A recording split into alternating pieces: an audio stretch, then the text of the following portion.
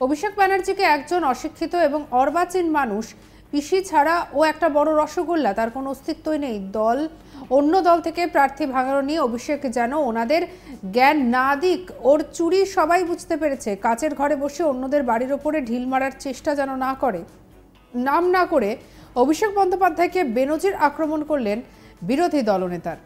এবারে যেটা দেখা যাচ্ছে যে তিনি বলছেন যে অভিষেক নাকি পিসি ছাড়া একটা বড় রসগোল্লা। শনিবার হুগলির চাপদানিতে দলীয় সভায় আসেন রাজ্যের বিরোধী দলনেতা শুভেন্দু অধিকারী। সেখানে এসে তিনি রাজ্যের শাসক দলকে একের পর এক কুরুচিকর ভাষায় আক্রমণ করেন। তিনি অভিষেক বন্দ্যোপাধ্যায়কে কটাক্ষ করে বলেন, অভিষেক ব্যানার্জি একজন অশিক্ষিত এবং অর্বাচীন মানুষ, পিসি ছাড়াও একটা বড় রসগোল্লা, তার কোনো অস্তিত্বই নেই। অন্য দল থেকে প্রার্থী ভাঙানো নিয়ে অভিষেক যেন ওনাদের জ্ঞান না দিক, ওর চুরি সবাই বুঝতে পেরেছে। কাচের ঘরে বসে অন্যদের বাড়ির ওপর ঢিল মারার চেষ্টা যেন না করে। কি বলছেন শুভেন্দু অধিকারী, শুনব। এর মুখ থেকে এসব না বলাই ভালো। বলেছিল মাতঙ্গিনী হাজরা বর্ণ পরিচয় লিখেছে এর আগে, আর কদিন আগে বলছিল সতীদাহ প্রথা চালু করেছেন রাজা রামমোহন রায়। এর ওটা অশিক্ষিত অর্বাচীন, যার একমাত্র পরিচয় মমতার পিসি, মমতার ভাইপো। পিসির নামটা বাদ দিয়ে দিলে ওটা এত বড় একটা বড় রসগোল্লা।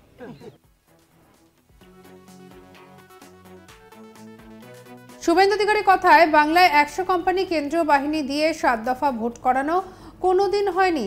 উনি আশা করছেন যে নির্বাচন নির্বিঘ্ন এবং শান্তিপূর্ণ হবে। ওনারা নিজের চেষ্টায় কোনো খামতি রাখছেন না।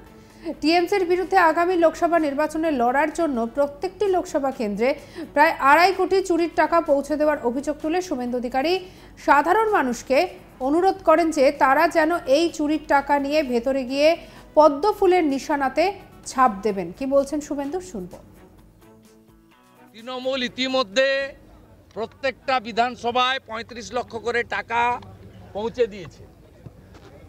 আমি দায়িত্ব নিয়ে বলছি, নির্বাচন ঘোষণার আগে 294টা বিধানসভায় 35 লক্ষ করে টাকা তৃণমূল কংগ্রেসের পক্ষ থেকে পৌঁছে দেওয়া হয়েছে।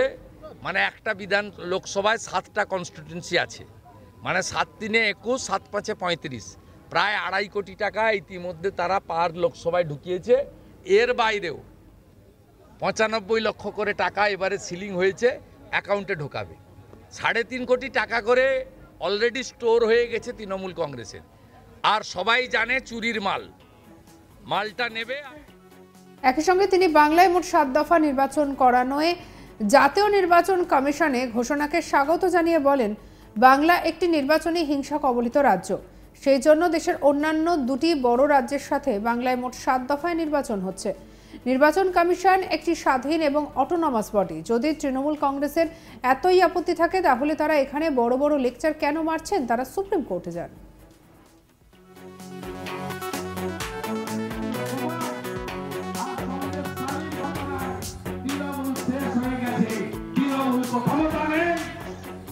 আমি লংলিগ্রাম করানো গোটা রাজ্য থেকে 12,000 পুলিশ এনেছিলেন, 42টা মামলা করেছিলেন আমার নামে। ডিজি তারানিয়া, অরুণ গুপ্তা, রমেশ বাবুদের জিজ্ঞেস করবেন, জগমোহনদের জিজ্ঞেস করবেন। অভিষেক ব্যানার্জিকে একজন অশিক্ষিত এবং অর্বাচীন মানুষ, পিসি ছাড়াও একটা বড় রসগোল্লা, তার কোনো অস্তিত্ব নেই। অন্য দল থেকে প্রার্থী ভাঙানো নিয়ে অভিষেককে যেন ওনাদের জ্ঞান না দিক, ওর চুরি সবাই বুঝতে পেরেছে। কাচের ঘরে বসে অন্যদের বাড়ির ওপর ঢিল মারার চেষ্টা যেন না করে অভিষেক বন্দ্যোপাধ্যায়কে বেনজির আক্রমণ রাজ্যের বিরোধী দলনেতার। রসগোল্লা এর মুখ থেকে এসব না বলাই ভালো। বলেছিল মাতঙ্গিনী হাজরা বর্ণ পরিচয় লিখেছে এর আগে, আর কদিন আগে বলছিল সতীদাহ প্রথা চালু করেছেন রাজা রামমোহন রায়। এর ওটা অশিক্ষিত অর্বাচীন, যার একমাত্র পরিচয় মমতার পিসি, মমতার ভাইপো। পিসির নামটা বাদ দিয়ে দিলে ওটা এত বড় একটা বড় রসগোল্লা। তিনি বলছেন যে অভিষেক নাকি পিসি ছাড়া একটা বড় রসগোল্লা, এমনটাই বলেছেন তিনি। এরই পাশাপাশি শুভেন্দু অধিকারী আরও বলেন যে বাংলায় 100 কোম্পানি কেন্দ্রীয় বাহিনী দিয়ে 7 দফা ভোট করানো কোনোদিন হয়নি, এই প্রথমবার এমন কাজ হচ্ছে। লক্ষ করে টাকা তৃণমূল কংগ্রেসের পক্ষ থেকে পৌঁছে দেওয়া হয়েছে।